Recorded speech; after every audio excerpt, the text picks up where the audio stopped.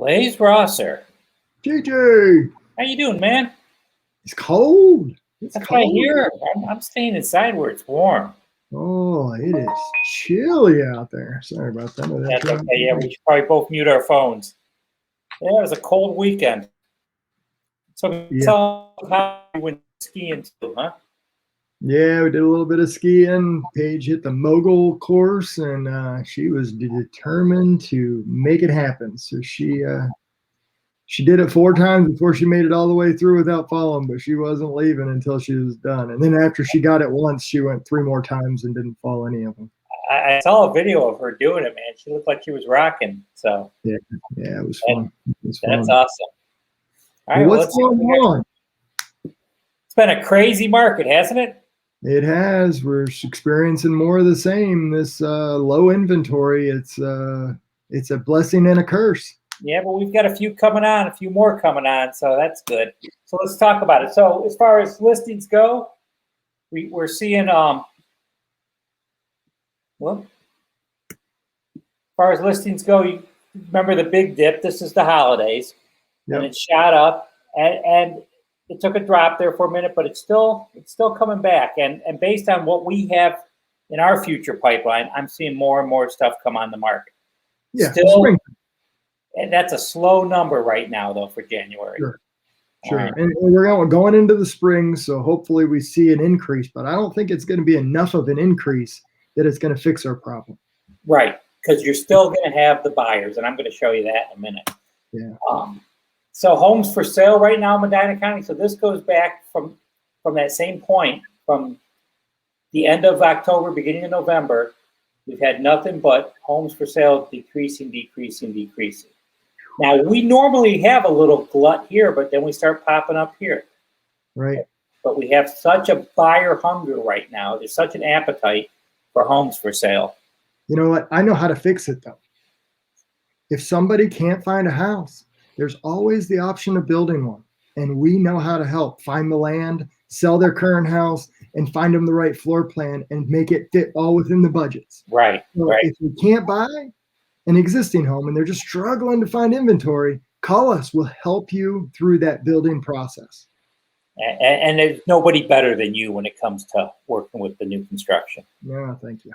So, doors open, 504, 3.48 per house. Now, here's where it gets kind of interesting. If you look here, we sold 21 homes this past week. All right. And this is from that same time frame. You can see homes sold. We were up near the 60 point in the beginning of November. We took a drop, took a big jump up in the beginning of December, and then of course our normal drop right here for the holidays, and then it just keeps dropping. And here we are today. And yet the number of doors being open, back to that last screen, has stayed stable throughout the process. The buyers are there. And when you say doors open, that's how many showings are happening per week? Per house. Okay. Yeah. So it stayed roughly the same. You know, we're losing inventory, but we still have that hunger, those buyers out there that have an appetite. I mean, we have lots of them. And why not? It's obvious. I mean, you list a house on Friday, and by the plan, when you first start off, you're like, okay, we're going to list it Friday. Come Sunday, we'll have a couple offers. We'll make a decision. Usually by Saturday night, the seller's so exhausted from having to get in and out of their house a million times. They're like, all right, let's look at this. Let's just take something. Right. Let's just take something, because there's already good offers on the table. I mean, let's face it, there is not a lot of houses that are closing right now that are less than asking price. And you know, the problem I'm running against too is we get some great offers right day one that the house hits the market, and my seller's looking at them, well, these are great offers.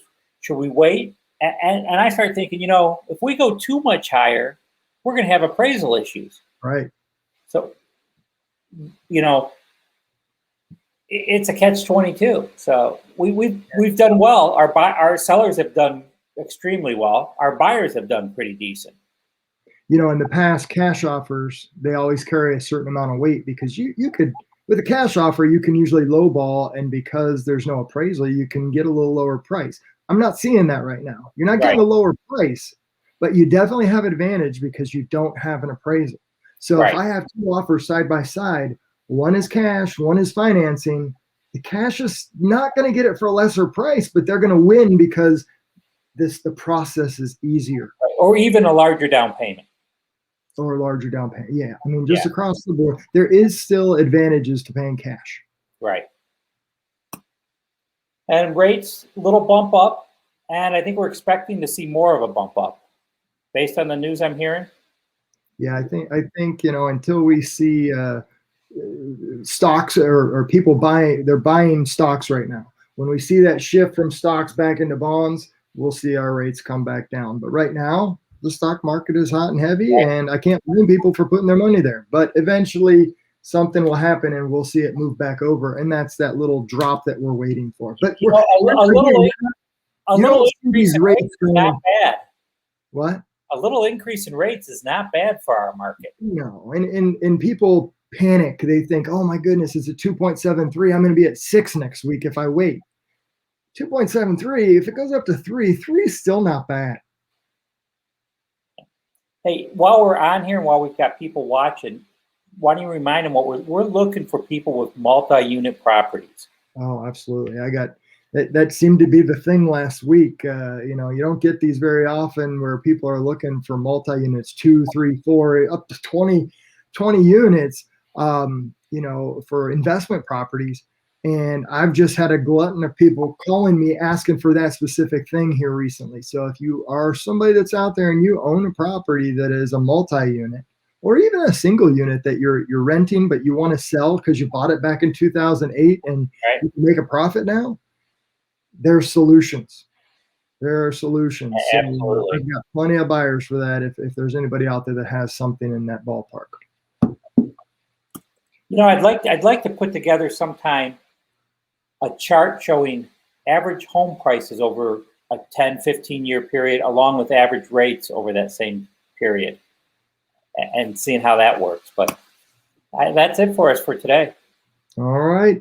It's still all good news, smooth sailing. Unless you're a buyer, you gotta really get out there and put your offer in a position where it can win. Well, what's funny is this weekend, a lady called me about a house for sale.